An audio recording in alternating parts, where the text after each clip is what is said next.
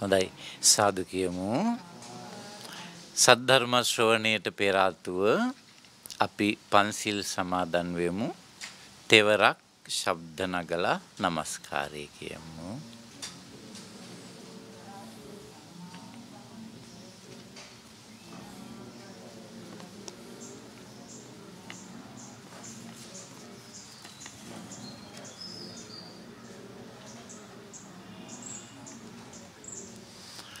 බුද්ධං සරණං ගච්ඡාමි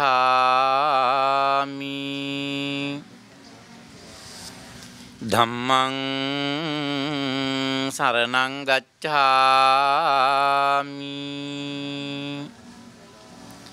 සංඝං සරණං ගච්ඡාමි ဒုတိယံ පි බුද්ධං සරණං ගච්ඡාමි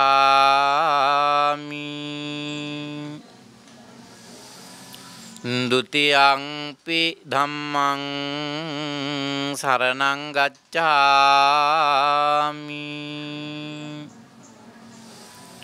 ဒုတိယံ පි සංඝං සරණං ගච්ඡාමි တတိယံ පි බුද්ධං සරණං ගච්ඡාමි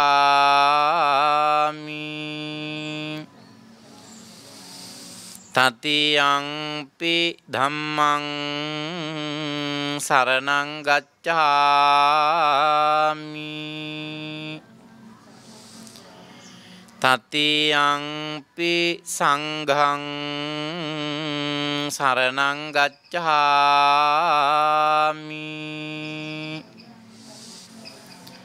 ปานาติปาตา เวรมณีสิกขาปดังสมาธิยามิ අදින්නා දාන වේරමණී සික්ඛාපදං සමාදියාමි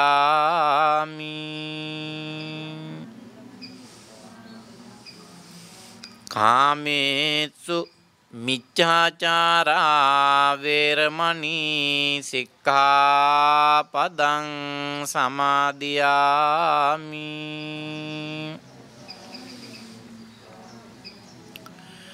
มุสาวาดา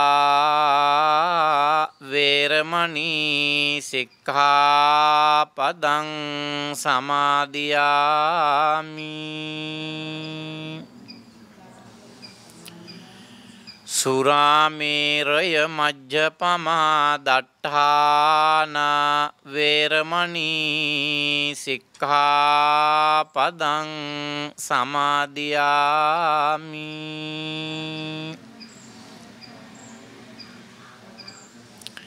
තිසරණේන සද්ධින් පංචසීලං ධම්මං සාදුකං සුරක්ඛිතං කତ୍වා අප්පමාදේන සංපාදේත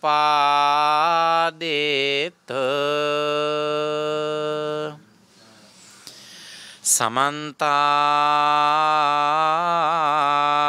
චක්කවාලේසු අත්‍රා ගච්ඡන්තු දේවතා සද්ධම්මං මුනි රාජස් සුනන්තු සග්ග මොක්ඛදං ධම්ම ශ්‍රවණ කාලෝ අයං භදංතා ධම්ම ශ්‍රවණ කාලෝ අයං භදංතා ධම්ම ශ්‍රවණ කාලෝ අයං භදංතා නමෝ තස්ස භගවතු අරහතෝ සම්මා සංබුද්දස්ස නමෝ තස්ස භගවතු අරහතෝ සම්මා සංබුද්දස්ස නමෝ තස්ස භගවතු අරහතෝ සම්මා සංබුද්දස්ස අලජ්ජිතායේ ලජ්ජිසන්ති ලජ්ජිතායේ නලජ්ජරේ මිච්ඡාදිට්ඨි සමාදානා සත්තා ගච්ඡන්ති දුග්ගතින් තීති ධර්ම ශ්‍රවණාභිලාෂී සදැහැති වාසනාවන්ත පින්වත්නි අද දම්සතර රූපවාහිනී මේ පැයට නියමිත ධර්මානුශාසනාවේ දායකත්වය ලබාගෙන ධර්ම දානමය ආනිසංස හිමි කර ගැනීම සඳහා සුදුසුකම් ලබන්නේ බෙලියත්ත පළපොත පදිංචි ශ්‍රියානි කොඩිතුවක්කු අතුකෝරළ මහත්මිය සුගතදාස විද්දාන පතිරණ මහත්මා එවැගේ මෙම දෙපළගේ පුතුණුවන් දිනුත් විදාන පතිරණ එවැගේම සදීප් විදාන පතිරණ සහ ලේලිය ලක්සරා ගමගේ මේ පින්වන්ත පිරිස උදාර අරමුණු පුණ්‍යානුමෝදනා ආශිර්වාද කිරීම කිහිපයක් සටහන් තබලා තියෙනවා. පින්කමක් සිද්ධ කරනකොට ප්‍රධාන වශයෙන් කාරණා දෙකක් බලාපොරොත්තු වෙනවා. එකක් තමයි මියගිය අය සිහිපත් කරලා පින් අනුමෝදන් කිරීම. ඒකට කියනවා ප්‍රාප්තිදානමය පින්කම්. ඒ කියන්නේ පින් අනුමෝදන් කරන පින්කම්. දෙක තමයි ආශිර්වාදාත්මක පින්කම්. සුජීවත් ඉන්න අයට සෙත් පතන. අපි පින්කමක ඒ අවස්ථාවේදී බලාපොරොත්තු වෙන ප්‍රධාන කාරණා දෙක. එකක් යුතුයකම් ඉටු කිරීම වශයෙන් සිද්ධ කරන එකක්. පින් දෙන එක.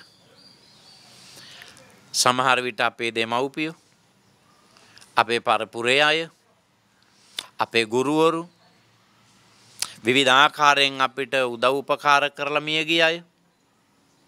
ඒ ඉතින් අපේ යුතුයකම්. ඒ අය උදෙසා කරන්න තියෙන. අපිට බලමු උදාහරණයකට අම්මා තාත්තා කරලා තියෙන උදව් වලට මේ ලෝකේ මොන යම් විදිහකින් හෝ ප්‍රත්‍යුපකාර කිරීම වශයෙන් හිලව්වට මුකුත් කරාට වැඩක් නැහැ. හිලව්වට සමාන කරන්න දෙයක් නැහැ. අපිට කවුරු හරි කෙනෙක් හොඳටම ආර්ථිකය වැටිලා තියෙන වෙලාවක අපි හිතමු අපිට සල්ලි දෙනවා. ඉල්ල ගන්නවා හරි නැත්නම් හිතලා හරි අපේ ළඟම හිතවතෙක් යාළුවෙක් අපි ලොකු මුදලක් දෙනවා කියන්නකෝ.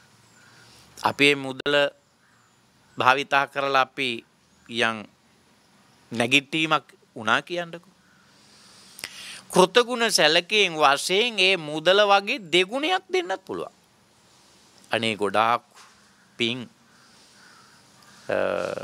මෙන්න මට දිනුනා වගේ දෙගුණයක් තියෙනවා. හිලව්ව දීපු එකට අපි තවත් වැඩිපුරක් දීලා ණය නොවෙන්න වග බලාගත්තා. ඉඩමක් දුන්නොත් අපිට කවුරු හරි ඉඩමට ඉඩමක් දෙත හැකි. ඉඩමට ඉඩම් දෙකක් දීලා ණයෙන් නිදහස් වෙන්න පුළුවන්. ඇඳුම් දුන්නොත් ඇඳුම් දෙත හැකි. දීපු දෙයට හිලව්වට දෙන්න දෙයක් තියෙනවා. ඒ දේ දීලා ණයෙන් නිදහස් වෙන්න පුළුවන්. අම්මා දීපු කිරි වලට මොනවද දෙන්න තියෙන්නේ? හිලව්වට. අම්මා මව් කිරි දුන්නා කියලා අපිට එල කිරි දීලා හරියන්නේ නැහැ. හිලව්වට මව් කිරි වලට හිලව් වෙන්නේ නැහැ නේ එල කිරි කීයටම. මොනවද දෙන්න තියෙන හිලව්වට? තාත්තා අපි වෙනුවෙන් වෙහෙසිච්ච මේ මහන්සියට හෙලපු දහඩිය වලට මොනවද අපි හිලව්වට දෙන්න තියෙන්නේ? ඔය කාරණාව සලකගෙන තථාගත මගේ බුදුරජාණන් වහන්සේ පැහැදිලි කරනවා දින්නාහං භික්ඛවේන සුප්පතිකාරකං වදාමි මාතුච්ච බිදුච. මහණෙනි මේ ලෝකෙ දෙන්නෙක් ඉන්නවා. කෙලෙහි ගුණ සලකලා කොණක් ගන්න බෑ. ඒ තමයි මාතුච්ච මව පිතුච්ච පියා. අම්මට සැලකීම් වශයෙන් තාත්තට සැලකීම් වශයෙන් සුජීවත්ව ඉඳෙද්දී දිනපතායේ සියලු කටයුතු කරනවා වගේම අභාවයටපත් වුණාමත් අපි බැඳිලා ඉන්න ඒ කාර්ය කරනවා. දරුවෝ විදියට අපි නොකළොත් ඒක කවුද කරන්නේ? අපේ අම්මා මැරුණාම අපේ තාත්තා මැරුණාම දරුවෝ විදියට අපි කලේ නැති වුණොත් පින් දෙන එක කවුද කරන්නේ? ළඟපහත ගෙවල් වල කවුරුත් ඒ වැඩේ කරන්නේ. එහෙම කවුරුත් ඉදිරිපත් වෙනවා අපේ කෙනෙක් මරුණාම පින්දේ. එහෙම කවුරුත් ඉදිරිපත් වෙන්නේ නැති ඇයි? ඒ අයගේ කවුරුත් මරුණාම අපි ඉදිරිපත් වෙලා නැහැ. ඒක නිසා. එහෙනම් අපි බැඳිලා ඉන්නවා ඒ කාර්යය සිද්ධ කරලා. හොඳම දවසක් උපන්දිනේ කියන්නේ. අම්මට තාත්තට ඒ දෙදෙනා සතුටු කරන් ජීවත්ව ඉන්නවා නම් එහෙමයි මිය ගිහිල්ලා නම් මෙහෙමයි. ජීවත්ව ඉන්නවා නම් සතුට කරන්න පුළුවන් බලාපොරොත්තු වෙන ඒ ඉහළම දේ ලබා දෙන්න ඕනේ සතුට. අදවන් දවසක මා මෙලොවට බිහි කරපු මගේ අම්මා මා නිසා මේ ලෝකේ බරපතලම වේදනාව වින්දදා මං උපන්දා කියන්නේ. උපන්දිනේට සතුට වෙන්න බෑනේ මම මගේ මේ බණවලදී අනන්ත කියලා ඇති. කලින් ඇහුවනම් දන්නවා. මම බණට කියලා තියෙනවා. උපන්දිනේ සතුටු වෙන්න පුළුවන් දවස්. මම සතුටු වෙන්නේ කොහොමද? මන් නිසා මගේ අම්මා මාරාන්තික බරපතල වේදනාවක් විඳ දවසේ. වයසත් එක්ක ගන්න. Tamanට අවුරුදු 50ක් වෙනදා. මෙනෙහි කරලා බලන්න මේට අවුරුදු 50කට කලින් අදවන් දවසක මන් නිසා මගේ අම්මා රෝහල්ගත වෙලා. ජීවිතයේ මරණය අතර බරපතල සටනක් කරලා තමයි මාව මේ ලෝකෙට බිහි කළේ. ඒ තරම් වේදනාවක් විඳපු දවසේ මම කොහොමද සතුටු වෙන්නේ? මං කරන්න ඕන මගේ අම්මා සතුටු කරන වැඩේ. තාත්තා මා ලැබෙන දවස් වෙනකොට සමහර විට තාත්තා වේලක් දෙකක් බඩගින්න ඇත්තේ ඇයි? ඒ තරම් කාර්ය බහුල වෙලා. තාත්තා සමහර විට ඉස්පිරිතාලේ බංකුවක් උඩ වෙන්නේ නැති මං උපදින වෙලාව වෙනකොට. එහෙම නැත්තම් බස් වලට කිවෙන්නේ නැති ඉස්පිරිතාලට යන්න යන ගමන්. කම්මට කෑම එකක් අරගෙන. වික්ෂිප්තව තාත්තගේ මනස වැඩ කරපු දවසක් මං උපදින දවසේ. මං සතුටු වෙන්නේ කොහොමද? මං කරන්න ඕන මගේ තාත්තා සතුටු වෙන වැඩේනේ. පුංචි කාලේ ඉඳලා දරුවන්ට කියලා දෙන්න උපන් දිනේට කරන්න ඕන වැඩේ. තාත්තා ළඟට අරන් කියන ඔයාට පුතේ දැන් අවුරුදු 10යි. අපි හිතමු එහෙම. ඔයාට පුතේ දැන් අවුරුදු 10යි. අම්මා සතුටු වෙන දේවල් වල යෙදෙන්න. අම්මට හොරෙන් තාත්තා එක කියලා දෙනවා. තාත්තට හොරෙන් අම්මා කියලා දෙනවා. ළමයාට හිතෙන්නේ හොරෙන් විදියට මේක. තරම් කතා කරන පුතේ දැන් ඔයාට අවුරුදු 10ක් වෙනවා. තාත්තා ගොඩාක් දුක් විඳා. තාත්තා සතුටු වෙන දෙයක. දෙන්නම කියලා දෙන්න ඕන නොකියන අර්ථයෙන් කියලා දෙන මොකද්ද? අපි සතුටු වෙන්නේ දෙමව්පියෝ විදියට ඕගොල්ලෝ හොඳට ඉගෙන ගත්තොත්. ගෑනු ළමයෙකුට නම් ඔයා හොඳට ඉගෙන ගන්නවා වගේම ඔයාගේ චරිතය ආරක්ෂා කරගත්තොත් තමයි අපි සතුටු වෙන්නේ වැඩියෙන්ම කියලා. පොඩි කාලේ ඉඳලම උපන් දිනේට දරුවන්ට හුරු කරන්න ඕනේ. අපිට අවුරුදු 60 උපන් දිනේ කියන්නේ. තමයිට අම්මා නැහැ ජීවිතුන් අතර. තාත්තා නැහැ ජීවිතුන් අතර. ඉතින් මට අවුරුදු 60ක් වුණා කියලා අම්මා මතක කරන්න බෑනේ තාත්තා මතක කරන්න බෑනේ උපන් දිනේ. මේට අවුරුදු 60කට කලින් මේ වගේ දවසක මගේ අම්මා මේ ලෝකෙ මන් නිසා බරපතල වේදනාවක් වින්දා මං කරන්නේ මොකද්ද? පරලෝකීය අම්මාට පින්කමක් කරලා පින් අනුමෝදන් කරනවා. පරලෝකීය තාත්තට පින්කමක් කරලා පින් අනුමෝදන් කරනවා. මව හදලා වඩලා කවලා පොවලා වඩා වර්ධනය කළා ශක්තිමත් කරලා දෙන්න තියෙන හැම දෙයක්ම දුන්නා. ලස්සන රූපයක් දුන්නා. අම්මයි තාත්තයි දෙන්නනේ දීලා. බණට අනුවත් රූපේ අම්මා තාත්තගේ විද්‍යාවට අනුවත් ඒ විද්‍යාවෙන් කියන්නේ මොකද්ද? ඥාන කියලානේ කියන්නේ නේ. ඥාන දෙමෝපියන්ගේ ඥාන වලින් දරුවෝ නැගී බුදුහාමුදුරු රූපය කියලා මේ දැක්වෙත් ඒකම. අපිට මගේ රූපය කියලා එකක් නැහැ කාටවත්. ඔය කාටවත් නැහැ. මගේ රූපය කියලා. ඔය තියෙන්නේ අම්මගේ රූපේ තාත්තගේ රූපේ.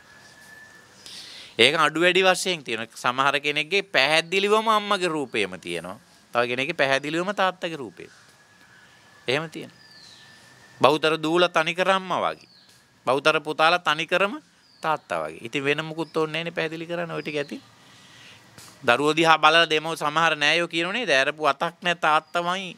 ඇරපු අතක් නෑ අම්මමයි අම්මගේ කපාපු පළුවක්මයි. එහෙම කිය. රූපේ දුන්නේ අම්මයි තාත්තයි. හැඩය දුන්නේ අම්මයි තාත්තයි. පාට දුන්නේ මගේ පාට කියලා කිව්වට මගේ පාට කියලා ගන්න නෑනේ. ඒක අම්මගේ පාට නැත්තම් තාත්තගේ පාට නෙදී. ඒ දෙන්න දීපු ඔක්කොම ටික තියෙයි. එනිසා මේ ලෝකේ අපිට වැඩිම උදව් කරපු දෙන්න අම්මයි තාත්තයි. බහූපකාරා භික්ඛවේ මාතුච්ච පිතුච්ච. මාණෙනි පින්වතුනි උඹලට මේ ලෝකේ වැඩිම උදව් කරේ අම්මයි තාත්තයි දෙන්න. පුබ්බකාරා භික්ඛවේ මාතුච්ච පිතුච්ච. මාණෙනි පින්වතුනි නුඹලට මේ ලෝකේ ඉස්සෙල්ලාම උදව් කරේ අම්මයි තාත්තයි දෙන්න. වැඩියෙන් උදව් කරේ අම්මයි තාත්තයි. ඉස්සෙල්ලාම උදව් කරේ අම්මයි තාත්තයි. පස්සේ උදව් කරන ඕන තරම් අය ඉන්නවා. ඒනට අම්මා තාත්තා තරම් කරන්න කවුරුත් නෑ. මේ තමයි ಗುಣ. ඒ ಗುಣ සලකාගෙන කරන්න ඕන දේවල් තියෙනවා. සුජීවත් ඉඳී ඉහළින්ම සලකනවා. අභාවයටපත් වුණාම පින්කම් කරලා පින් අනුමෝදන් කරන්න ඕන. අපි බැඳිලා ඉන්න එකට. ඒ නිසා හොඳ අරමුණක් ඇතිව සිද්ධ කරන පින්කම්.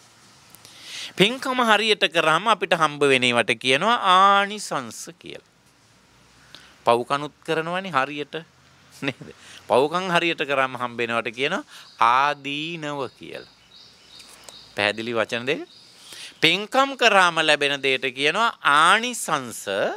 පව්කම් කරාම හම්බ වෙනවට කියනවා ආදීනව.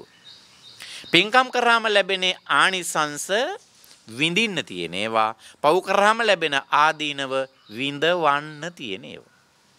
පැහැදිලිනේ? පව්කම් කරාම ලැබෙන ඒවෙන් අපිට තියෙන්නේ විඳවන්න තියෙන. පින් කරාම ලැබෙන දේවල් වලින් විඳින්න තියෙන. මේක බොහොම පුංචි තැනකින් වෙනස් වෙන්නේ. හරිම පුංචි තැනකින් වෙනස් වෙන්නේ. ඒ සිතෙන් වෙන කොහේකින්වත් නෙමෙයි. සිතෙන් වෙනස් වෙන්නේ. ඒක නිසා හරි දේ හරි විදියට, වැරදි දේ වැරදි විදියට, පින පින විදියට, පව පව විදියට, කුසලය කුසලයක් විදියට, අකුසලය අකුසලයක් විදියට ගන්න භාග්‍යවතුන් වහන්සේ පැහැදිලි කළා තියෙනවා. හරියට තේරුම් අරන් ඒක අවබෝධ කරගෙන කරන ක්‍රියාවන් දෙස ඥානවන්තව බලමින් කටයුතු කරන්න කියලා තමයි බුද්ධ දේශනාවේ තියෙන්නේ. ඥානවන්තව දකින්න ඕන. දැන් ඔන්න ඉස්සර භාග්‍යවතුන් වහන්සේ ජීවමාන වැඩ ඉන්න කාලේ හරියට හිටියනේ විවිධ ආගම් සහ ආගම් උගන්වන අය ශාස්ත්‍රවරු වශයෙන් ගත්තම 6ක් හිටියා. ෂට් ශාස්ත්‍රවරු කියලා. තව ගොඩක් අය හිටියා. 62ක් තිබුණා කියන්නේ මිත්‍යා දෘෂ්ටික ඉගැන්වීම. 62ක් මිත්‍යා දෘෂ්ටික ඉගැන්වීම. ඒතරේ ප්‍රබල අය තමයි ඔය හිටියේ මේ 6ක් ෂට් ශාස්ත්‍රවරු. නිගණ්ඨ, අචේලක, පරිබ්‍රාජක, ජටිල ඔය වගේ එක එක නම් වලින් කියන. ඒගොල්ලෝ එකකට එකක් විරුද්ධ විදිහේ ඉගැන්වීම් සමාජගත කරනවා. සාමාන්‍ය මිනිස්සු ඉතින් මේගොල්ලෝ බොහොම සිල්වතුන් විදියට සලකාගෙන එයාලා හරියට අදහනවා. එයාලා හරියට අදහනවා.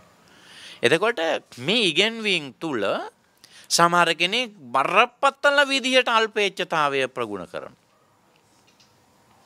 ඉතින් ඒක නිසා තමයි නූල් පටක්වත් පාවිච්චි කරන්නේ නැත්තේ. ඒ මොකද? අපි නූල් පටකටවත් ආස නැහෙනි. ඒගොල්ලෝ සමාජයට කියන්නේ මේ පණිවිඩය. අපි නූල් පටකටවත් ආස නැහෙනි කියලා අපේ වචනේ කියන අමු නිර්වස්ත්‍ර වින්. අමු වශයෙන් මේ බණ පොතේ කියනවා මොකද්ද අර ඉස්සර අපි දියලනුව කියලා එකක් බඳිනවනේ නේ. දියලනුවක්වත් නැතිව නිර්වස්ත්‍රව ඉන්නවා. සමහර අය ඉන්නවා මේ ඉනේ මේ ඇඟෙන් පල්ලෙහා මොනවත් නැහැ. හැබැයි ඔළුවේ විතරක් එකක් බැඳන් ඉන්නවා. ජටාවක් බඳිනවා කියන්නේ. ජටාවක් බැඳන් ඉන්න ඒ අය තමයි ජටිල කියලා කියන්නේ. නලලෙන් උඩ ඔළුව ඔතාගෙන ඉන්නවා. පල්ලෙහා ටික නිර්වස්ත්‍ර. එතනින් පල්ලෙහා නූල් පටක්වත් නෑ. නිගණ්ඨයෝගේ කොටස් දෙකක් හිටියා කියනනේ ශ්වේතම්බර දිගම්බර කියලා. ඒ ශ්වේතම්බර කියලා කියන්නේ ඒගොල්ලොන්ගේ මේ උතුරු සළුවක් විතරක් දාගෙන ඉන්නවා. කරට උතුරු සළුවක් විතරක් තියෙනවා. අනිත් අය එහෙමවත් නෑ. එතකොට ඒගොල්ලෝ සමාජයට පෙන්වන්න මහන්සි ගන්නවා අපි සීලයක් රකින්න. ඒ රකින්න සීලයේ මෙන්න මේකයි අදහස.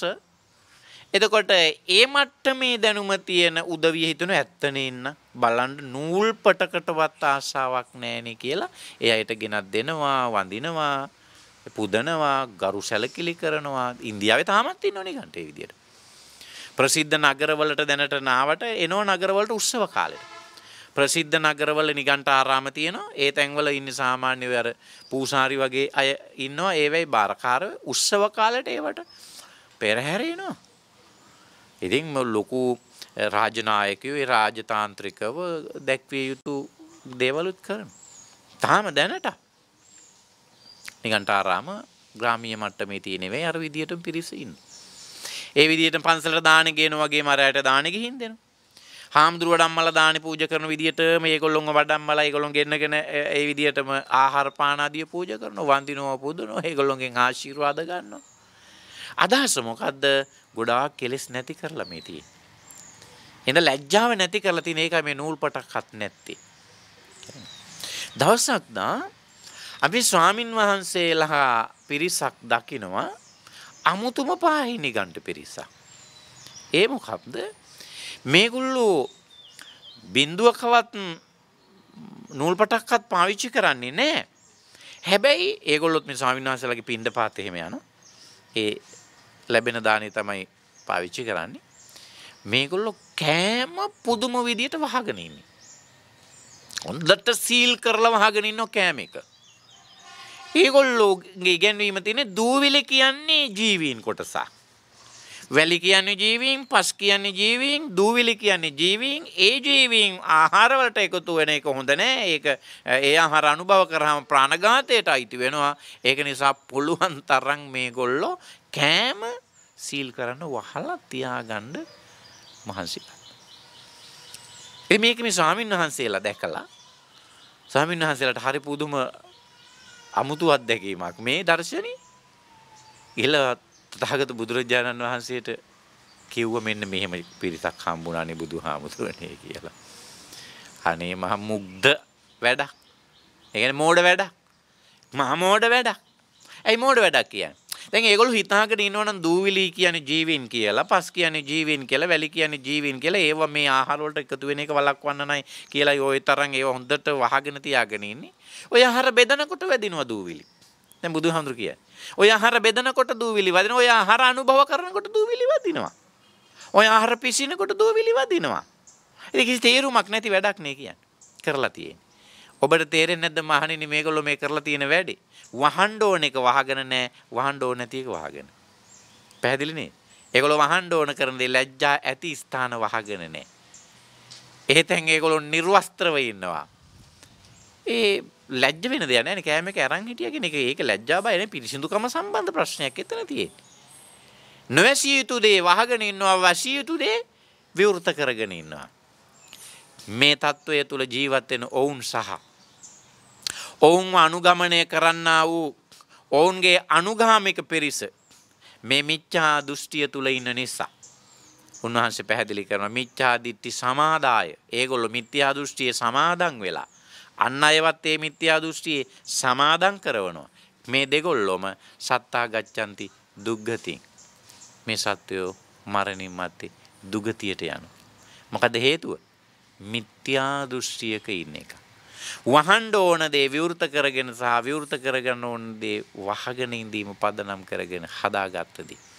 දැන් මෙතන බාහිරින් තියෙන දේ අපිට උපමා වශයෙන් අරගෙන පෙන්නුවට හොඳට මතක තියාගන්න අභ්‍යන්තරයේ මේ ගැඹුරු කතාවකුත් මේක ඇතුලේ තියෙනවා. ඒ ගැඹුරු කතාව නම් අපේ සිතිනුත් එහෙම ගොඩක් දේවල් තියෙනවා. සිතෙන් සිද්ධ වෙන්න පුළුවන් පාප කර්ම තියෙනවා. වචනෙන් සිද්ධ වෙන පාප කර්ම තියෙන. කයින් සිද්ධ වෙන පාප කර්ම තියෙන. මේ පව් කරන්නත් ලැජ්ජ වෙන්න ඕනනේ. පව් කරන්න බය වෙන්න ඕනනේ. යම් කිසි පුජ්‍යලයක් ළඟ පව් කරන්න ලැජ්ජා නැති වෙච්ච ගමන් පව් කරන්න බය නැති වෙච්ච ගමන් එයා පව් කරනවා. මොකද වෙන්නේ? ඒ පව් විපාක වශයෙන් දුගතිය උපදින. අපාගත වෙන. කලක් තිස්සේ කරගෙන යනකොට ඒක එහෙම තමයි. ඒක සාමාන්‍ය දෙයක් බවට පත් වෙන ටික කලක් කරගෙන යන්නේ. ගෝඝාතකයෙක් ගමු අපි උදාහරණයකට. හරක් මරණ පුජ්‍යලය. එයා ඒක රස්සාව. එයා රස්සාවට ඒ වැඩේ කරනවා. මුල් දවසේ පොඩ්ඩක් චකිතයක් තියෙන්න ඇති හරකෙක් දෙන්නෙක් මරනකොට. ඉතින් මේ ඔය සමහර වීඩියෝ වල මම දැකලා තියෙනවා කුළු ගෙඩියකින් ගහනවා. මේ හිටගෙන ඉන්න හරකව කණුවකට තියලා තද කරලා මේ බෙල්ල කිට්ටුවටම කරලා ගැට ගාලා ඒක පාටම ලොකු කුළු ගෙඩියක් එකෙන් ගහනවා වැටෙන්න. ඊට තව එකක් දෙකක් ගහනවා හරහා වැටෙනවා. ඊට පස්සේ ඉතින් කැපේන පිහියක් ගෙනලා ගුරු දණ්ඩ කපනවා. ගුරු දණ්ඩ ලේ ගොඩාක් ගලාගෙන ගිහිලා දඟලලා තමයි. ඉතින් ඒ බිස්නස් එක දුකට කරගෙන යනවා නම් දවසට කීයක් මරන්න ඕනද? දිනපතා කොච්චර මරන්න ඕනද? දැන් පවේ සමාදන් වෙනවා කියන්නේ ඒක. පවේ සමාදන් වෙනවා. ඒකේ වැඩිපුර වෙලා නිරත වෙනවා. වැඩි කාලයක් එහෙ නිරත වීම තුළ සිත නිතරම එතන නතර වෙනවා. ඒ සිත නිතරම දකින්නේ, ඒ සිත නිතරම පෙනෙන්නේ, ඒ සිත නිතරම මෙනෙහි වෙන්නේ. අද වැඩ ඇරිලා ගෙදර ආවා කියන්නකෝ. ආපහු නිින්දට ගියත් මතක් වෙන්නේ මොකද? හෙට උදේ යන්න ඕන වැඩට. හෙට කී දෙනෙක් මරන්න වෙයිද දන්නේ නැහැ. අද එකෙක් මරන්න ගිහලා ටිකක් මහන්සිත් වෙන්න උනා. හෙටත් එහෙම වෙයිද දන්නේ. ඒ වගේ සිතුවිලි නේද? එයා ජීවත් වෙන්නේ ඒ සිතුවිලිත් එක්ක. අපි හිතමු අද රැමිනිය මැරුණොත් එහෙම. අර සිතුවිලි තුල තමයි ජීවත් වෙන්නේ. කාන්නේ සිතුවිල්ල තමයි යාව දුගතියට පමුණුවන්නේ. සිතෙන් මේක අල්ලාගෙන ඉඳීම පදනම් කරගෙන මේ සිද්ධ වෙන දේ.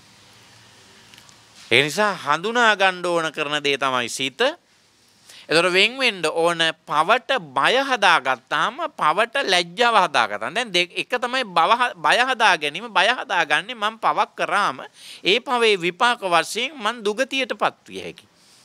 අපායටපත් විය හැකි. අපායටපත් වුණොත් එහි මෙන්න මේ වගේ ඒවා ගැන මං අහලා තියෙන මෙන්න මෙහෙම ලෝදියවක් අපි හිතමු ඒ වගේ දැන් අහලා තියෙන දේ තියෙනනේ. ඒකත් එක තමයි බය හදාගන්නේ. කටට ලෝදියවක් කරනවලු, අතපය කපනවලු, ඇඟ පට්ට ගහනවලු, කියතෙන් ඉරනවලු, කටුඹුලේ නංවනවලු. අන්න දැන් බයක් හදාගන්නවා. අපෝ මං පව් කරන්නේ නැහැ. මොකද මට මේ විපාක විඳින්න බයයි.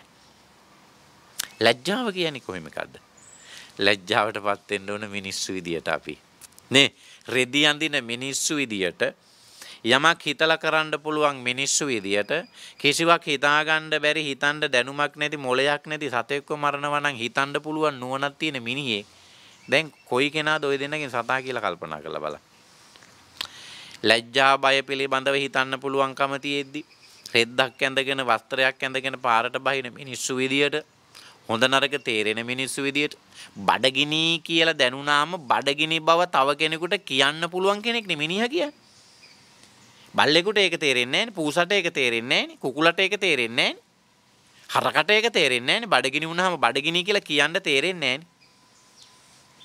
එතකොට දැන් බඩගිනි නිදිමතයි මේ අවශ්‍යතාවය මට තියෙනවා කියලා කියන්න පුළුවන් හැකියාවක් තියෙන උසස් කෙනෙක් මිනිස්සයා කියන්නේ. එහෙම හැකියාවක් නැති සතෙක්ව මරනවා නම් මරාගෙන කනවා නම් කන්න ගත්තම තියෙන තාම්බාන් කනවා බැදගෙන කනවා එහෙම එක එක ක්‍රම හදාගෙන තියෙනනේ මිනිස්සු. දැන් මිනිස්සු එහෙම ක්‍රම හදාගත්තාම බලන්නකො එතකොට පව් කරන්න කිසිම ලැජ්ජාවක් නැහැ කියලා කිව්වේ. අපි ලැජ්ජ වෙන්න ඕනේ. ඒ මොකෝ අපිට වඩා දියුණු කරන්න බැරි මනසක් තියෙන, දියුණු නැති මනසක් තියෙන, රෙදි අඳින්නේ නැති. දැන් තනකොළ ටිකක් කාලා ජීවත් වෙන සත්තු නේද? හරක්, මුවෝ, ඒ කැලේ ඉන්න සත්තු, හාවෝ, මිනිස්සු මරන් කන බහුතර සත්තු බලන්න. මිනිස්සුන්ට කිසි හානියක් නැහැ. දැන් තනකොළ කියන්නේ මිනිස්සු වගා කරපු જાතියක් නෙවෙයිනේ. තනකොළ කියන්නේ මිනිස්සුන්ට අනවශ්‍ය දෙයක් නෙවෙයි. මිනිස්සු කන්නේ නැහැ. පලා වර්ගයක් නෙවෙයි තනකොළ කියන්නේ. මිනිස්සු කන්නේ නැහැ තනකොළ. මිනිස්සු තනකොළ ගලවලා දානවා. වතු පහළු ගලවලා දානවා මිනිස්සු. එතකොට මිනිස්සුන්ට හොඳක් නේ කරන්නේ එතකොට හරකා. එතකොට මිනිස්සුන්ට කිසිම වරදක් නොකරන ඉතා අහිංසක ජීවිතයක් ගත කරන හරකෙක් මිනිස්සු මරාගෙන කනවා නම් දැන් කොයිකද හරක කියලා බලන්න එතකොට. කකුල් දෙකේ කෙනාද හරක හතරේ කෙනාද කියලා බලන්න ඕන කල්පනා කරලා. අන්න ඒ ගැන හිතලා ලැජ්ජ වෙන්න කියලා තියෙනවා. ලැජ්ජ වෙන්න ඕන. දැන් අපි හිතමු උදාහරණයකට සර්පයෙක් එනවා අපේ ගෙදර පැත්තට මිනි දැන් ගේ ළඟට මිදුලත් පහු කරන් ගෙටම එන්න වගේ එනවා. තාත්තා අම්මා දරුවන්ගේ ආරක්ෂාව ගැන හරියට බලනු. පුංචි දරුවොත් ඉන්නවා. දැන් මේ සර්පයා නපුරු සර්පයෙක් කියලා දන්නෝ ඒගොල්ලෝ වැඩි හිටිය නිසා ඒගොල්ලන්ට තේරෙනවා නපුරුයි කියලා මේ සර්පය. ඊට පස්සේ ගෙට ආවොත් එහෙම දරුවන් අපි අනාරක්ෂිතයි කියලා දන්නවා. දැන් මොකද්ද අපි ශනිකව ගන්න තීරණේ? ධර්මය නොදත් කෙනා ගන්න ශනික තීරණේ තමයි අහුුනේ මොකද්ද? සමහරට සෙරෙප්පුව. අහුුනේ. ගැව්වා තලලා මරලා දැම්මා. නැත්තම් විගාට පොළු කැල්ලක් හොයාගත්තා ගෙනල්ලා තල්ලා මරලා දැම්මා. කෙනෙක් ඇහුවොත් එහෙම මේ සම්බන්ධව සාධාරණීකරණය කරන්න කාරණා රාශියක් කියනවා ඒකට. දරුවෝ ඉන්නවා. මොන මෝඩේද මේ වගේ මේ සර්පය මේ දැක්කහම මේ මරන්න නැතුව අතාරින්නේ. ඒ මොකෝ? ඇයි ඉතින් සර්පය නොමරා අත් නොහරින විදියට අපි හදාගත්ත එකකුත් තියෙනවනේ මොකද්ද? විෂඝෝර සර්පයා දැකනාරින් මෝඩයා කියලා එකකුත් හදාගෙන තියෙනවා. එහෙම එකක් තියෙනවනේ. හදාගෙන තියෙන විෂඝෝර සර්පයා දැකනාරින් මෝඩයා. වටිනා බණපදේ මම ඒ සම්බන්ධව එක දවසක් තනි බණක් කියෝ ඒක ගැන විතර. වටිනා බණපදයක් තමයි මේ වාසියට පෙරලගෙන තියෙන්නේ.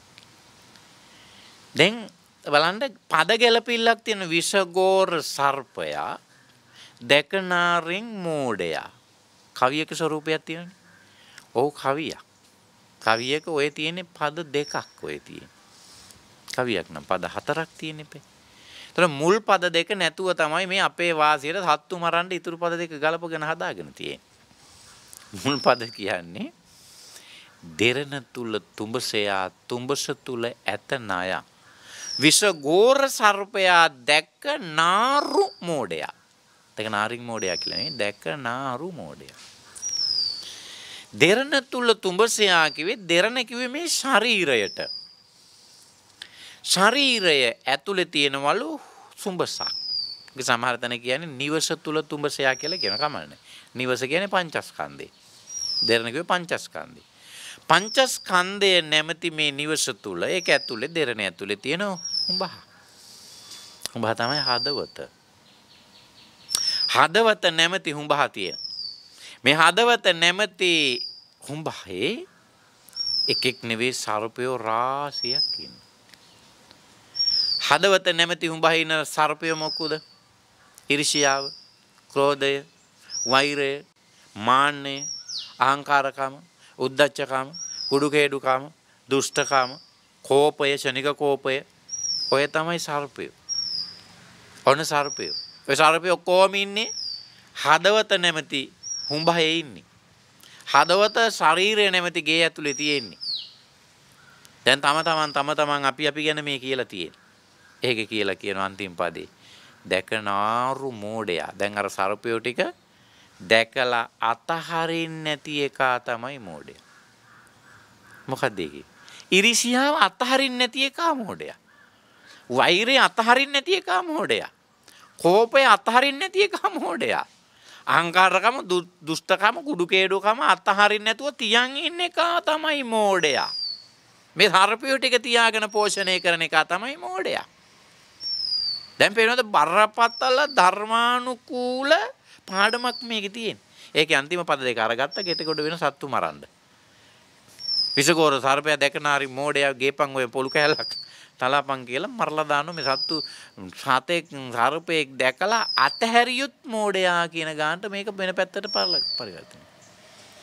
සතෙක් මරණ තැනට පවක් කරන තැනකට අපේ මනස ආවොත් එහෙම කරන්න වෙන තැනකට කියලා කියන්නේ. එහෙම තැනකට අපේ මනස ආවොත් කල්පනා කරන්න ඕන කරන කාරණා තුනක් දක්වලා තියෙන බණේ. එකක් තමයි අත්තාදිපතෙය්‍ය තමන් අධිපති තනතුරට පත් කරගන්නලු මනසත් එක්ක.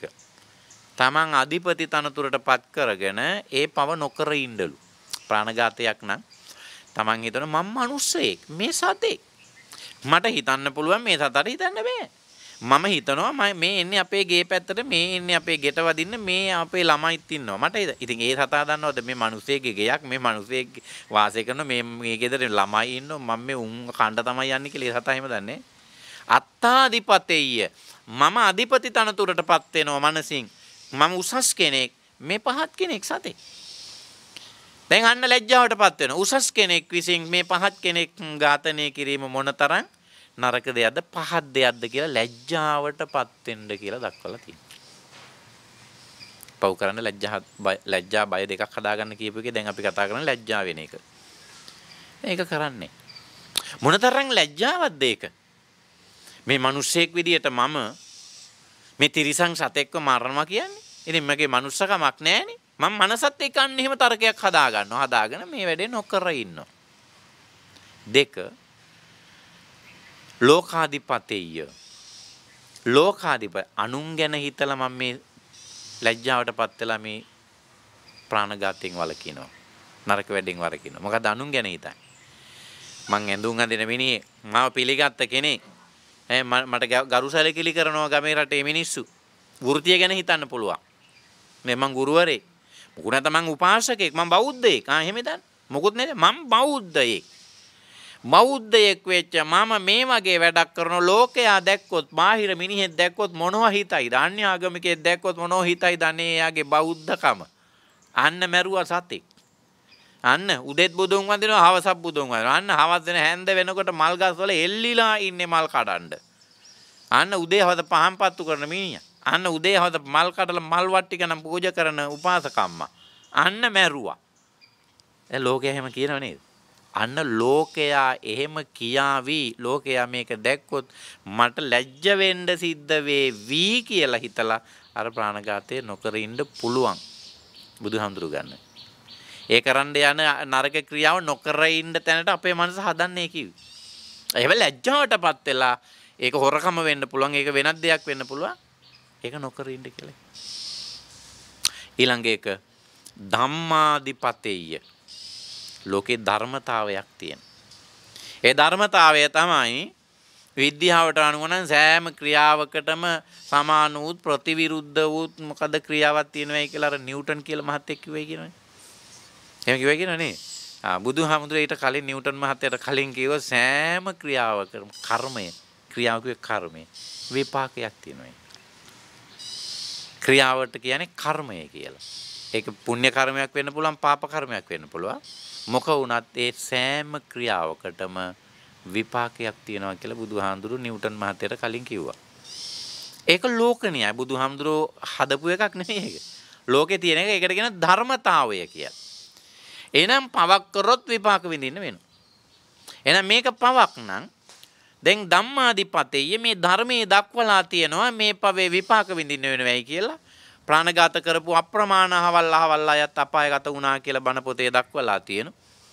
මේ වගේ හිංසනය කරලා අහවල් කෙනා මෙන්න මේ වගේ හිංසනයට ලක් වුණා කියලා බණේ තියෙන මම ඒ බණ කතා අහලා තියෙනවා. එහෙනම් ඒ ධර්මය මං ජීවිතයට එකතු කරගෙන ඒ ධර්මය මූලික කරගෙන ධර්මයේ අධිපති තනතුරටපත් කරගෙන මම මේ ප්‍රාණඝාතයෙන් ඒ නරක ක්‍රියාවෙන් වළකින. දැන් බලන්න නරක ප්‍රාණඝාත හෝ වැරදි ක්‍රියාවන් කරන්න සිතක් ආවොත් ඒක නොකර ඉන්න අපිට බුදුහාමුදුරු ලබා දීපු උත්තේජන ශක්තිය කොයි වගේ එකක්ද? ඔය කියපු කාරණා තුන කල්පනා කරා නම් ඒ වැඩෙන් නතර වෙනවා. ඕක ඕනම නරක ක්‍රියාවක් වෙන්න පුළුවන්. ඒ නරක ක්‍රියාව එනකොටම හිතට ගන්න ඔය කියපු කාරණා තුනෙන් එකක් හරි. එතකොට ඒක නොකර ඉන්න පුළුවන්කම තියෙනවා. මම ඔය බණ කියන්න ගියාම පොඩි ළමයින්ට කියන්න ගියාම පාසල් වල ගියාම ඒ තැන්වල කියන අම්මට බොරු කියන්න හිතෙනවනේ.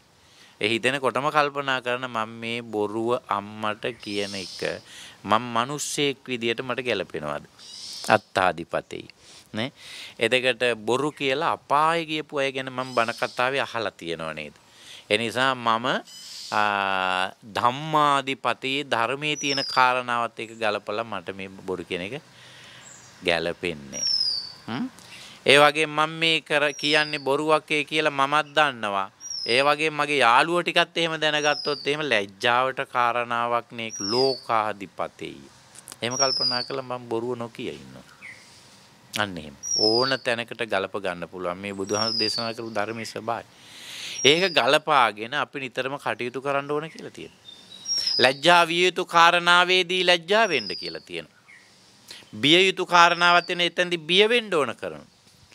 ඔය බෞද්ධ ළමයි කණ්ඩ සැවැත් නුවරදී ළමයිව සාමාන්‍ය අපි නිතරම බණවලදී අහලා තියෙන්නේ මේ වැඩිහිටියෝ ගැනනේ ගොඩක් ඒවා අහලා තියෙන්නේ. මේ ළමයි ගැන තියෙන කතාව. ළමයි වගේ සැවැත් නුවර ජේතවනාරාමේ කිට්ටුව මේ ක්‍රීඩා කරන සෙල්ලම් කරනවා. ඒක සාමාන්‍යයෙන් කෝටි 5කට වැඩි ප්‍රමාණයක් බෞද්ධයෝ හිටිය කියලා දක්වලා තියෙනවා සැවැත් නුවර විතර. කෝටි 5කට වඩා ප්‍රමාණයක්. එතකොට ඒ බෞද්ධයන්ගේ දරුවෝ ඉන්නවා. ඔය ළමයි සෙල්ලම් කරන්න එනවා. ඔය කියන විදිහට ඔය ජේතවනාරාමේ කිට්ටුව තියෙන සෙල්ලම් පිට්ටනිය. එතකොට නිගණ්ඨයෝ අදහන අය ඇති නිගණ්ඨාරාම වලට යන ඒ අයගේ දරුවෝත් ඔය සෙල්ලම් කරන්න එනවා. අචේලකයෝ අදහන අය ඒ අයගේ දරුවෝ ඔය සෙල්ලම් කරන්න එනවා. සෙල්ලම් කරන ළමයි සෙල්ලම් කරන්න යනකොට අපිට ආගම් ભેදයක් නැහැ. සෙල්ලම් කරනවා. ලංකා ක්‍රිකට් ටීම් එකේ ඉන්න ඔක්කොම බෞද්ධයෝද? එහෙම කන්නේ. ඉතින් ඒ වගේ මේ අන්‍ය ආගම් වල හිටපු ඒ වකට හිටපු අයගේ දෙමව්පියෝ හරි දැඩි මතධාරී. ඒ දෙමව්පිය අර දරුවන්ට කියලා තිබුණා බෞද්ධ අයත් එක්ක පන්සල් යන අයත් එක්ක සෙල්ලම් කරාට කමන්නේ ජේතවනාරාමෙ එහෙම යන්න එපා. බුදුහාමුදුරු වෙනවා ආසංගරත්නිය. ඒ වෙනකොට අන්‍ය ආගමික ගොඩක් අය වැරදි මතයක් සමාජයට දීලා තිබුණා.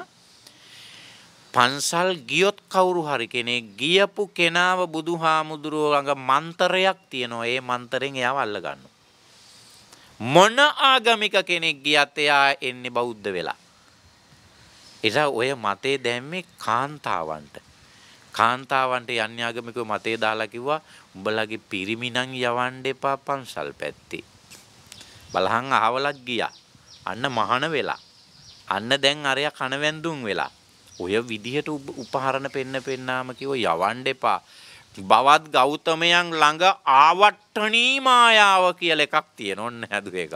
ආවට්ටණී මායාව. මනුංග වශී කරගන්න මන්ත්‍රයක් තියෙනවා. ඒ නිසා ජේතවනාරාමයට ගියපු කවුරුවත් ආපහු නම් ආවේ නැහැ. වෙන ආගමිකෙක් බෞද්ධ නොවි. ඔය මතේ යවලා තිබුණා. ඒ නිසා ඒ දරුවන්ටත් මේගොල්ලෝ ඒ වැඩිහිටියෝ බයට කිව්වේ යන්න එපා පන්සලට.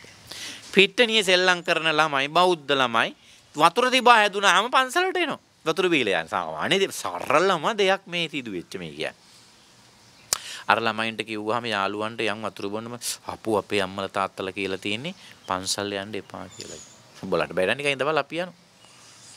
කියලා කියනවා. තව දවසක් ওই විදිහට ගොඩාක් සෙල්ලම් කරලා ඔය සෙල්ලමේ ප්‍රතිඵලයක් විදිහට මේගොල්ලෝ සෙල්ලමෙන් පන්සල කිට්ටුව හරියටම ඇවිල්ලා. පන්සල දැක්කහම බෞද්ධ ළමයින්ට අනේ යන් වතුර බොන්න තිබහයි කියලා කට්ටියම කතා කරා. අරගොල්ලෝ කිව්වා අපිට බෑ යන්න එපා කියලා තියෙන දෙමව්පියෝ. ඕගොල්ලෝ ගිහලා වතුර බීලා අපිටත් වතුර ටිකක් අරන් එන්න කිව්වා.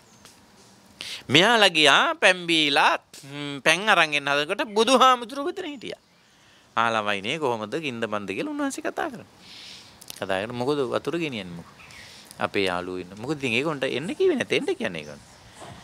මේ දැන් බුදුහාමුදුරුවෝ කිව්වනේ මොකද එන්න කිව්වේ නැත්තේ එයයිටත් එන්න කියන්නේ. දැන් මේගොල්ලන්ට වචනේ අහකලාන්න ඉදියන්නේ බුදුහාමුදුරුවෝ එහෙම කිව්වට බෑ. අර එහෙම කියන ඒගොල්ලෝ අන්නේ ආගමික ඒ කතාව මොකක් කියන්නේ. එන්න කියන්නේ ඒගොල්ලන්ට. කියලා බුදුහාමුදුරුවෝ කතා. දැන් මේගොල්ලෝ ගිහිල්ලා කිව්වා දැන් යන බුදුහාමුදුරුවෝ එන්න කිව්වා කියලා. නෑ විත් බෑ මේගොල්ලන්ට බුදුහාමුදුරන්ගේ වචනයක් මේක අහක දාන්න බෑ සාමාන්‍ය. කිසි කෙනෙකුට අහක දාන්න බෑ. කොච්චර දැඩි හිතක තිබුණත් එයාගේ හිත වෙනස් වෙනවා. ඔබට හොඳට මතකයි බුදු වෙලා පළවෙනි වතාවට පස්වග මහණුන්ට බණ කියන්න විසිපතනේට එනකොට ඈත තියා දැකලා ඒගොල්ලෝ මොකද කිව්වේ? අපි කතා නොකර ඉමු. අපි නොදැක්කා වගේ ඉමු. එහෙමකෝ දුෂ්කර ක්‍රියාව අතහැරලා අපි තමයි දුෂ්කර ක්‍රියා කරන හැටි කියලා දුන්නේ. ඒක අතහැර දාලා ඔය ආයිමත් ඇඟ පෝෂණය කරගන්න කණ්ඩ ගිහිල්ලා බුදු වෙන්න තීච් එක නැති කරගෙන ඔය දැන් ආයිමත් එන්නේ ඔය අපේ උදව් ඉල්ලගෙන වෙන්නේ නැති. රාජ්‍යයේ පුතෙක් නිසා විතරක් අපි පුටුවක් තියමු අපි ගණන් ගන්න නැතු ඉමු කියලා පස් දෙනත් එක කතා කරගත්තට බුදුහාමුදුරු ළඟට වඩිනකොට ඒකලෝ කතා කරගත්තේ ඒව කරගන්න බැරි වුණා. මෙන්න විගහාට එක්කෙනෙක් ආසනයක් පනවන, තව එක්කෙනෙක් වතුර ගෙනල්ලා තියෙන කකුල හොදන්න, තව එක්කෙනෙක් දූවල ගිහිල්ලා වැඳලි වෙලා උන්වහන්සේගේ පාත්‍රය පිළිගන්න. පස් දෙනා වැඩ පහක්. ඒක සාමාන්‍ය ස්වභාවයක්. බුදු කෙනෙකුගේ ගුණයත් එක්ක කෙනෙක්. අර ළමයින්ටත් එන්නේ කිව්වා අන්‍යාගමික ළමයි. ඒගොල්ලොත් ආවා. බුදුහාමුදුරුවෝ වාඩි කරගෙන විස්තර කතා කළා. කොහොමද කින්දමන්? දැන් අපිනේ ඔය දැන් හිතන්නේ බණ කියනවා කිව්වම මේ 365 දවසෙම කියපු බණ ඔය ඇත්ත වාඩිලා ඉන්න වගේ වාඩි කරගෙන බුදුහාමුදුරුවෝත් වාඩි වෙලා මේ මාසනේකෙන් බණ කිව්වයි කියලා. එහෙම කිව්ව පන්සලේ කියන බණවල. ආරාධනා කරලා කියපු බණවලදී එහෙම කිව්වා. නමුත් 84000ක් ධර්මස්කන්ධේ එහෙම කියපුවා නෙවෙයි. කසී භාරද්වාජ සූත්‍රයේ තියෙන කසී භාරද්වාජ කියන ගොවියා කුඹුරු කරන කුඹුරටනේ බුදුහාඳුරු ගියේ. එයා තරහිනේ බෞද්ධයොත් එක්ක බුදුහාඳුරුත් එක්ක. එතකොට එයා බැන්නනේ බුදුහාඳුරට පිණ්ඩපාතේ ආවා කියලා කුඹුරට ඒගොල්ලෝ හරියටම වංගියක් හාලා ඉවර වෙලා මේ කිරිබත් කණ්ඩ තේ බොන වෙලාව 10ට 10:00 විතර වගේ නේද? ආන්නේ වෙලානේ බුදුහාඳුරු වැඩි පිණ්ඩපාතේ. බැන්නනේ බුදුහාඳුරට අපි මේ කුඹුරු කරගෙන කන්නේ තමුසෙත් එහෙම කනවා ඒක කුඹුරු කරගෙන. ලැජ්ජ නැද්ද කියලා බුදුහාමුදුරුවෝ කිව්වා මාත් කුඹුරු කරගෙන තමයි වළඳන්නේ. මෙයා පිඬු සිඟා ඇවිල්ලා කියන කුඹුරු කරගෙන වළඳනවයි කියලා. බුදුහාමුදුරුවෝ මං ඒක කියලා දෙන්න ඔය අහන් ඉන්නවේ. අහන්න වටිනවනේ ඉතින් ඒක. පිණ්ඩපාතේ ඇවිල්ලා කියනවා නම් කුඹුරු කරන් කනවයි කියලා. ඒක අහන්න වටින එකක් නේ. මොන ඔය විදිහ ලස්සන සංවාදයක් තියෙනවා. මම එහෙනම් හොඳට අහන්න මං කියන්න කියලා කිව්වා. දැන් බුදුහාම කිව්වා. ඒ කියපු එක තමයි කසී බර්ධ සූත්‍රය කියලා කියන්නේ. මිනිහා සෝවාන් වෙනවා. මිනිහා රහත් වෙනවා පැවිදිලා අවසානයේ. හරි එතෙන්දී සෝවාන් වෙනවා. දැන් ඔය වගේ වාඩි වෙලද බණ ඇහුවේ. කුඹුර හිටව මිනිහා මඩ ගාගෙන හිටියේ. 500ක් නගුල් දාගෙන එදා කුඹුර කළේ. එහෙනම් 500ක් නගුලකට හරක් 1000ක් ඕන නේද? එක නගුලකට දෙන්න ගානේ. ඉතින් එක නගුලක් දක්කන්න එක මිනිසයා ගානේ වෙන මිනිස්සුත් 500ක් එතන ඉන්නේ. එතකොට ආවතේව කරන තව මිනිස්සු කොච්චරද? එහෙනම් හිතා ගන්න තරම කොයි තරම්ද කියලා. රත්තරන් වාජනයක කෑම කාපු මිනිහෙක් ඒ තරම් පෝසතේ. එතකොට කුඹුරේ කමතේ බුදුහාඳුරුත් හිටගෙන එයත් හිටගෙන එයාට කරුණු කාරණා පැහැදිලි කරලා දුන්නේ. ඒ නිසා කොහොමම වාඩි වෙලම නෙවෙයි. අනිත් එක ඒ කියන කාරණා බුදුහාමුදුරුවෝ මේ අපි කියන වගේ දේවතා ආරාධනාවක් කරලා নমස්කාරය කියලා මුලින් පන්සිල් දීලා එහෙම නැහැ. මේ සුහද කතාවනේ යන්නේ. සුහද කතාව යන්නේ. ඉතින් ඒ කතාව කියනකොට අහගෙන ඉන්න මේ පුජ්‍යලගේ මනස බුදුහාමුදුරුවෝ කෙමින් අරගෙන යනවා අදාළ දැනට. මනස අරගෙන යදන්නෙත් නැතුව මනස එතනට ගෙනියන. සමහරලාට ගෙනියන්නේ මුලින් එයාගේ ස්වභාවය බලලා ඒ ස්වභාවයට ආසාවක් මුලින් ඇති කරනවා. ස්වභාවයට ආසාවක් ඇති වෙනවා. ඒ කියන්නේ දැන් නන්දහාමුදුරුවෝ මතක තියාගන්න. නන්දහාමුදුරුවෝ ජනපද කල්යාණී ගැන හිත හිටියේනේ. බලෙන් වගේ නේ මහාන උනේ. ජනපද කල්යාණී ගැන හිත ආඩ ඉනවා ඉනක් අල්ලගෙන ඒ හාමුදුරුවෝ. බුදුහාමුදුරුවෝ මොකද කරේ? එයාගේ මනස ඉස්සෙල්ලා අරන් ගියා එයා කැමති දෙයට. එයාට දැන් ඕන අර ගෑනු ළමයානේ ලස්සන ස්වරූපේ කාන්තාවයි. බුදුහාමුදුරුවෝ එයාගේ මනස අරන් ගියා නේද? ඒ ළමයාටත් වඩා ලස්සන ගෑනු ළමයි දකින්න. මනස අරන් ගියානේ. මනස ගෙනිච්ච දිව්‍ය ලෝකෙට වෙන. දිව්‍යාංගනාවෝ දක්. මේ මගදී පෙන්නගෙන ගියා. පිච්චිච්ච හේනක, පිච්චිච්ච ගහක, පිච්චිච්ච වැඳිරියකුත් පෙන්නගෙන ගියා. ඊළඟ දිව්‍යාංගනාව පෙන්නලා ඇහුවා මොකද කියන්නේ කියලා. නේද? ඉතින් ඒ පාර දිව්‍යාංගනාවක් දෙන්නද කියලා බුදුහාමුදුරුවෝ ඇහුවා. මම මේ දිව්‍යාංගනාවක් දෙන්නද කියලා ඇහුවා. ඉතින් දැන් එයාගේ මනස තියෙන එතනනේ ලෞකිකත්වයේ තුලනේ. ඉතින් එයා කැමති වැඩේට. එයාඳුර කැමති වැඩේට. ඒ වගේම එයාට ලොකු විශ්වාසයක තියෙන බුදුහාමුදුරුවෝ දෙන්නම් කියලා කිව්වනේ දෙන්නද කියලා ඇහුවානේ. ඒ කියන්නේ අපේ වචනෙන් කියනවා නම් කපු කමක් කරන්නනේ දැන් හදන්නේ බුදුහාමුදුරුවෝ. මෙයා දන්නේ බුදුහාමුදුරුවෝ බොරු කරන්නේ නැහැ කියලා.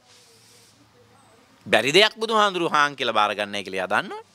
අනිදා ඉතින් ලැජ්ජාවෙන් වගේ ඉතින් ඔළුව වෙනුවා හාන් කිව්වා. ඒ පාරේ බුදුහාමුදුරුවෝ මොකද මේ දිව්‍යාංගනාව දැක්කහම අර ජනපද කල්යාණී ගැන මොකද හිතෙන්නේ? එතකොට කියනවා අර මගදී දැකපු පිච්චිච්ච හේනේ හිටපු ඒ වැඳිරි වගේ කියලා කිව්වා. අන්න එයාගේ මනස තිබිච්ච තැන. දැන් මනස කැමති දේ දෙන්න හදලා හරි. එහෙනම් මං කියන වැඩේ කරන්න හරි. එයා බුදුහාමුදුරුන් විශ්වාස කරන හින්දා උන්වහන්සේ බුදුහාමුදුරු කියපු දේ කරන්න තීරණය කළා. බුදුහාමුදුරු දන්නවා මං කියපු දේ කරාම ඔය සේරම ආසාවල් ටික නැති වෙනවා. දුන්න කමටහන වඩන්න භාවනාවක් වැඩුවා රහත් වුණා. මොන දිව්‍යාංගනාවද? සියලුම පංචස්කන්ධ කෙරෙහි සමස්ත ලෝකයේ කෙරෙහි තිබිච්ච ඇල්ම මොකද උනේ? නැතිලා ගියා. නැතිලා ගියා. ඉතින් දැන් අර අන්‍යාගමික ළමයිත් ඇවිල්ලා සුවද කතා බුදුහාමුදුරු සුවදව කතා බස් කරා. ප්‍රතිඵලය මොකක්ද දන්නවද? ඒ ළමයි ඔක්කොම ගෙදර ගිය ආපු ළමයි නෙවෙයි. අර අන්‍යාගමික ළමයි වගේක් නේ ආවේ. ඒ ආපු ළමයි නෙවෙයි එක්කෙනෙක්වත් ගෙදර ගිය සෝවාන් වෙච්ච ළමයි ගෙදර ගියේ. බණාල්. ඒ ළමයින්ට බුදුහාමුදුරු කිව්වේ මොකක්ද දන්නවද? වැරද්ද වරද විදියට දකින්න, හරි එක හරි විදියට දකින්න. වරද නිවැරදි කියලා හිතාගෙන නිවැරදි එක වැරදි කියලා හිතාගත්තොත් ඒක මිත්‍යා දෘෂ්ටියක් කියලා. ඒ මිත්‍යා දෘෂ්ටියේ ඉන්න සත්වය කවදාවත් සුගතියටපත් වෙන්නේ නැහැ, දුගතියට තමයිපත් වෙන්නේ කියලා බණ කිව්ව ඔය අනුසාරයි. ඒ ළමයිට තේරුණා වැරදි කොයි එකද හරි කොයි එකද කියලා. අවබෝධ කරගත්තා. අනේක නිසා තමයි පින්නතුනි භාග්‍යතුන් වහන්සේ පැහැදිලි කරන්නේ. මේ ධර්මය අවබෝධ කරගන්න අමාරු එකක් නෙවෙයි. මේ ධර්මය අවබෝධ කරගන්න පහසු ධර්මයක්. මේ ධර්මය අවබෝධ කරන්න ටිකක් අද කාලේ හැටියට නම් බණ ටිකක් අහලා ඒකේ ස්වභාවය තේරුම් අරගෙන ඉන්න ඕනේ. ස්වභාවය. පටාචාර රහත් වෙච්ච විදිය කල්පනා කරන්න. කිසා ගෞතමී රහත් වෙච්ච විදිය කල්පනා කරන්න. ඔය දෙන්නම පැවිදි වෙනවනේ. දැන් කිසා ගෞතමී ගත්තොත් මර මල දරුවෙක් කරේ තියාගෙන ගිහිල්ලානේ. ඒ අයිටම දැන් දරු සෙනෙහසෙන් ඔද්දල් වෙලා අම්මනේ. ඉතින් අම්මා පිළිගන්න කැමති නැනේ දරුවා මැරුණා කියලා. අම්මා කෙනෙක් කැමති නැහැ දරුවෙක් මැරුණා කියලා බාර ගන්න.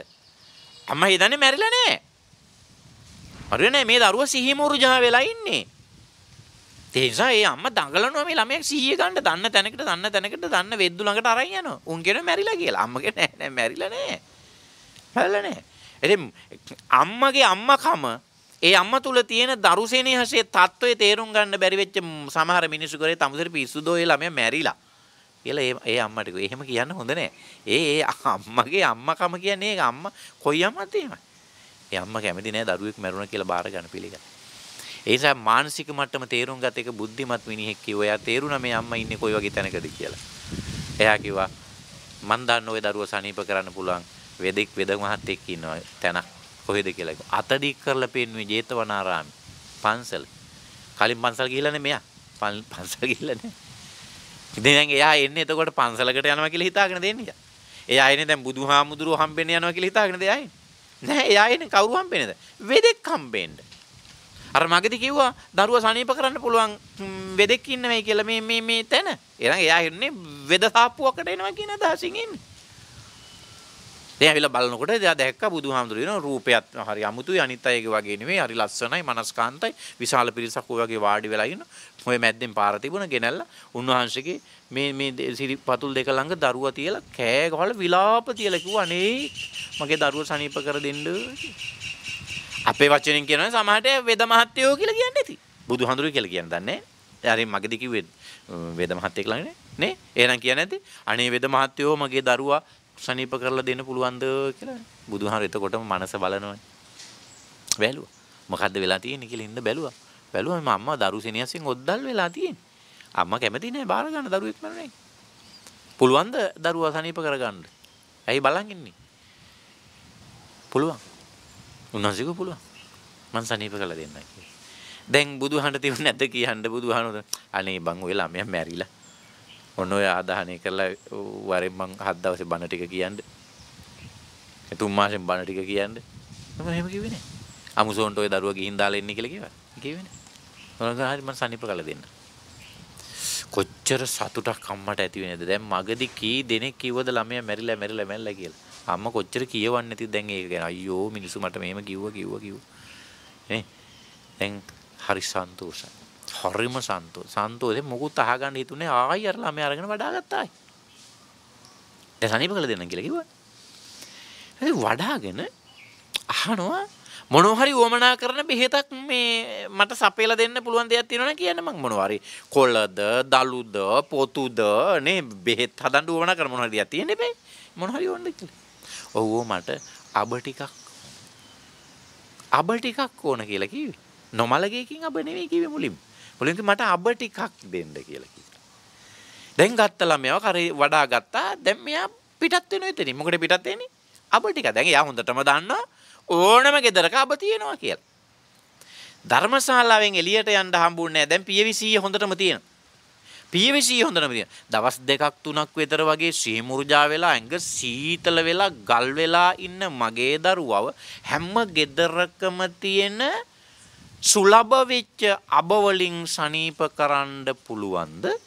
ඔන්න යාට හිතෙනවා. එහෙනම් ඒක එසේ මෙසේ අබක් වෙන්න බෑ. ආපහු හැරෙනවා. ආයි හැරිලා ආයි මෙතනට ඇවිල්ලා අහනවා. ඔබතුමා බලාපොරොත්තු වෙන්නේ මොන වගේ යබද්ද? බුදුහාන්ට ඕන උනේත් එයාගේ පියවිසිහිය ගන්න. දැන් ඇවිල්ලා හරි තැනට. අන්න හරි. අන්න හරි. ගෝතමී මට ඕන කරන්නේ නොමලගේකින් අබ කියව. අන්න දෙවෙනි පාර කිව්වේ නොමලගේ. අන්න ඊට පස්සේ තමයි එයා ගියේ අබ හොයාගෙන. ඉතින් යන්නේ නැති පන්සලේ අල්ලපු ළඟම ගෙදරටනේ මුලින්ම යන්නේ නැත්තේ ටක් ගාලා ගිහිල්ලා ඒක අනේ මට අබ ටිකක් දෙන්න. අබ ටිකක් දෙන්නේ නැති. නිකඩ කොල කෑල්ලක මොක හරි ඔතලා අබ ටිකක් ගෙනත් දෙන්න. එතකොට මෙයා අහන්නේ නැති සමහරලාට ඕගොල්ලෝගේ කවුරුවත් මැරුණාද? අපෝ අපේ තාත්තා මැරිලා දැන් සෑහෙන්න කල්. අනේ මට එපා අබ. නොමලගේ කින්නේ ගේන්නේ. දීලා ඊළඟ ගෙදරට යන්නේ. අබ ටිකක් ඉල්ලුවන් දෙන්නේ මේ කවුරු අපෝ අපේ අම්මා මැරිලා දැන් මාස 8ක් 10ක් එපා. මට එපා. ඊළඟ ගෙදරට යන්න මේ කවුද? අනේ අපේ දරුවෙක් මැරුණානේ පහුගිය දවස්වල පොඩි ඇක්සිඩන්ට් එකක් වෙලා. එහෙනම් එපා. තව ගෙදරකට යනවා අබ ඉල්ලන. හවස් වෙනකම්ම ගියා. අන්න යාට වැටෙනවා දැන් ටිකින් ටික මොකද්ද? හැම ගෙදරකම මරණේ තියෙන. හැම ගෙදරකටම මරණය ඇවිල්ලා. හැම ගෙදරකටම මරණය ඇවිල්ලා. එහෙනම් මේ අපේ ගෙදරටත් මරණය මේ ඇවිල්ලා තියෙන්නේ. අපේ ගෙදරටත් මරණය ඇවිල්ලා. කොහොමද තේරුම් ගත්ත විදිය තේරුම් කරවන්න බුදුහාමුදුරු පාවිච්චි කරපු විදිය ඔය වගේ. තේරුම්. අරන් ආපහු ළමයා මෙහෙම කරලා බලනු. ඇස් හරිනේ නිල් වෙලා ඉදිමිලා සීතල වෙලා ඔව් මැරිලා. එයා තීරණය කරන්නේ ළමයා මැරිලා කියලා. අමුසොනට දාලා පන්සලට එන එක කියලා දුන්නේ බුදුහාමුදුරුවෝ නිසා. එතකොට මං කියන්න උත්සාහ කළේ පුංචි දෙයකින් ධර්මය අවබෝධ කරගන්න පුළුවන් කියන තැන. දැන් එතනින් එයාගේ මනසට ලොකු දෙයක් වැටිලා තියෙනවා. පැවිදි වෙලා තමන්ගේ කුටියට ඇතුල් වෙන තැන හැම කෙනෙකුගේම මහාමුදුරුවරුන්ගේ ඒ මෙහෙණින් වහන්සේලාගේ කුටියට ඇතුල් වෙන තැන ඇතුල් වෙන ඔන්න මෙන්න තියෙද්දි අද කාලේ වචනින් කියන වතුර බේසමක් තියෙනවා. කකුල් හොදගෙන තමයි ඒක නිසානේ අදට හාමුදුරුවන් ගෙදරට දාන්නට වැඩමුත් පාදෝහණය කරලා ගන්න එක නිසා. කකුල් සෝදගෙන කුටියට යන.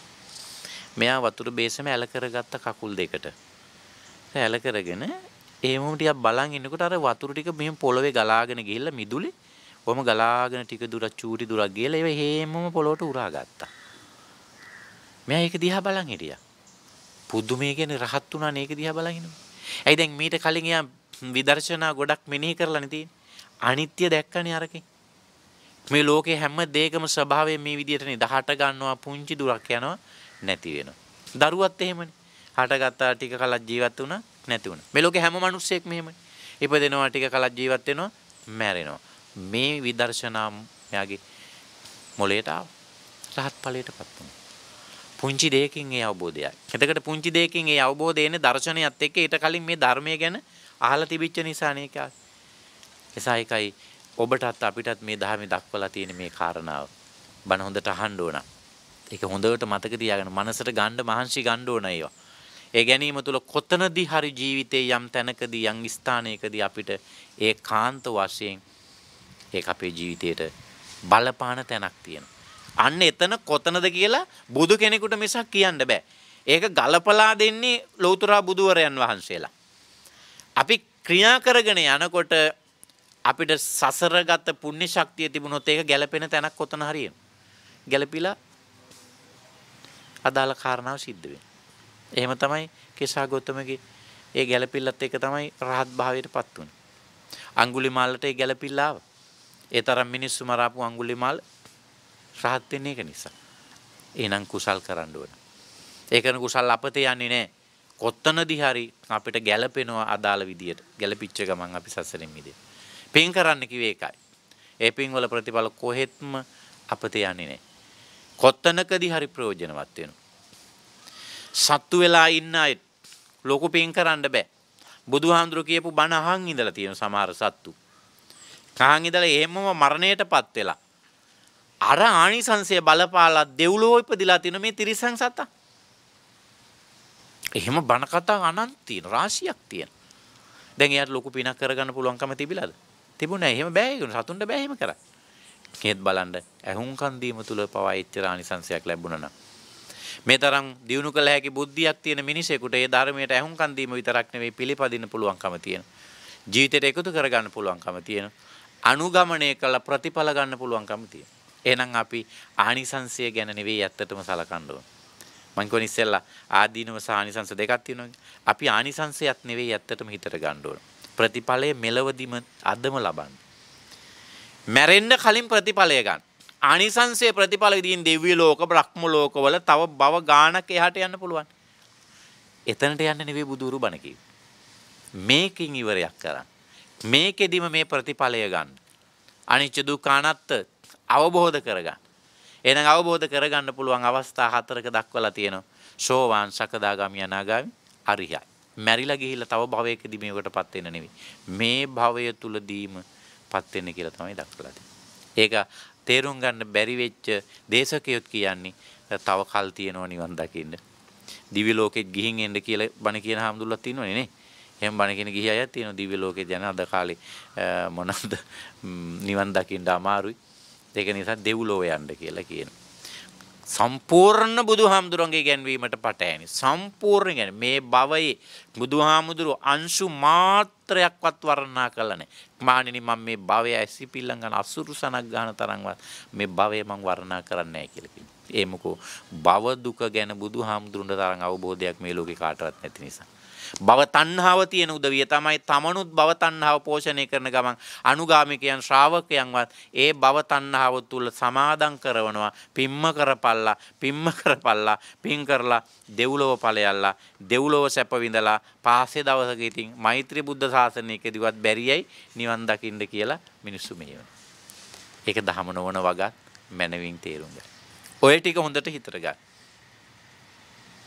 නිසා මේ පමණ වේලාවක් ලෞතුරු තථාගතමගේ බුදුරජාණන් වහන්සේගේ ශ්‍රී මුඛයෙන් දේශිත උතුම් ගාථා රත්නයක් පාදක කරගෙන සදහම් ශ්‍රවණය කළේ.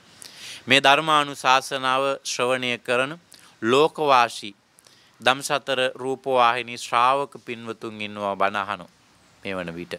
ඒ හැම කෙනෙකුටම බණපදයක් අහන්න අවස්ථාවක් උදාපත් කරලා දීලා මේ ධර්ම දේශනාවේ දායකත්වයට හිමිවන ධර්ම දානමය අනිසංසයන් අද දවසේ ලබා ගන්නට යෙදුනි. බෙලියත්ත පළපොත පදිංචි ශ්‍රියානි කොඩිතුවක්කු අතුකෝරළ මහත්මිය, සුගතදාස විධාන පතිරණ මහත්මයා සහ එම දෙපළගේ පුතුණුවන් දිනුත් විධාන පතිරණ, සදීප් විධාන පතිරණ සහ ලේලිය ලක්සරා ගමගේ මේ පින්වන්ත පිරිසට ලැබුණු අප්‍රමාණ ධර්ම දානමය ධර්ම ශ්‍රවණමය ආනිසංස අපි අනුමෝදන් කරමු. අදට වසර 20කට පෙරල පරලෝසපත් වෙන්නට යෙදුන ධර්මදාස කොඩිතුවක්කු අතුකෝරළ බී වන්නිආරච්චි ඩීජේ විධාන පතිරණ ලීලාවතී රත්නසිංහ මේ මව්දෙමව්පියාදී පරපුරේ අභාවයටපත් සියලුම ඥාතීන් පින් අනුමෝදන් වේවා. අනුමෝදන්ව මේ පින සසර සැපයටපත් වී දුකෙන් අත් මිදී අමා නිවනින් නිවී සැනසේවා කියලා සාදුනාද පවත්. අපවත් වී වදාළ දම්සතර රූපවාහිනී නාලිකාවේ නිර්මාතෘ කලාවිදු ආචාර්ය දික්වැල්ලේ තිස්ස අනුනායක මහිමිපාණන් වහන්සේ ප්‍රාර්ථනීය බෝධියකින් අමා නිවනින් නිවේවා කියලා පුණ්‍ය අනුමෝදනාවන් සිද්ධ කරනවා. ඔක්තෝබර් මාසේ 30 අද දිනට ජන්මදිනයේදී තිබෙන ශ්‍රියානි අතුකෝරළ මහත්මියට ශ්‍රී සුබ උපන් දිනයක් වේවා. නිදුකින් නිරෝගීව සතහාධික වර්ෂ කාලයකට ආයු පාලනය කිරීමේ භාග්‍ය මේ උදාරතර පුණ්‍ය ක්‍රියාවෙන් සලසා ලැබේවා කියලා ආශිංසනය කරනවා. සුජීවත්ව සිටින පුදුනුරුවන් දෙපළ ඒ වගේම ලේලිය මහත්මාණන් අනිකුත් සියලුම ඥාතිවරු සද්ධර්මයේ ශ්‍රවණය කරන්ට යෙදුණු සියලු ශ්‍රාවක පින්වන්ත හැම කෙනෙකුටම නිදුක් නිරෝගී සුවපත් භාවය ලැබේවා. චිරජීවනය ලැබේවා. කරන කින රැකිරක්ෂා කටයුතු ධාර්මික ගොවිතැන් වෙළෙනදාන් කටයුතු ආදී ඇත්නම් ඒවාද දියුණු පමුණු වේවා. ඉගෙනුම් කටයුතු වල නිරත දරු මුණුපුරන් ඇත්නම් ඒ ඇත්තන්ගේ අධ්‍යාපන කටයුතු ආදී සාර්ථක වේවා. යහපත් හොඳ සිතුවිලි ඒ විදියටම සඵලමත් භාවයටපත් වේවා. මේ සඳහන් කරනවා ධර්ම දේශනා කරන ස්වාමීන්ද්‍රයන්න් වහන්සේ දේශකයන් වහන්සේට. ඒ වගේම දම්සතර නාලිකාවේ කාර්ය මණ්ඩලයටත් ඒ වගේම මේ විහාරස්ථානයේ සියලුම නායක හාමුදුරුවෝ ඇතුළු ස්වාමින් වහන්සේලාට සදහම් ශ්‍රවණය කර ලෝකවාසී ශ්‍රාවක හැමටත් නිදුක් බව ලැබේවා, නිරෝගී භාවය ලැබේවා, සුවපත් වේවා, දුක් බය රෝග දුරු වේ, කායික මානසික සුවයෙන් දීර්ඝායුෂයටපත් වේවා, පරලෝ සුගතිය තැනේවා. මිය ගිය අයටත් අපි හැමෝටම නිවන් දකින්න මේ පින පාරමී ධර්මයක්ම වේවා කියලා සාදු කියමු. එත්තාවතාච යම්හෙහි සංඝතං පුඤ්ඤ සංපදං සබ්බේ දේවා අනුමෝදන්තු සබ්බ සංපත්ති සිද්ධියා ආකාසට්ඨා ච බුම්මට්ඨා දේවානාගා මහිද්దికා පුඤ්ඤන්තං අනුමෝදිත්වා චිරං රක්ඛන්තු ලෝක සාසනං චිරං රක්ඛන්තු දේශනං චිරං රක්ඛන්තු මං පරන්ති.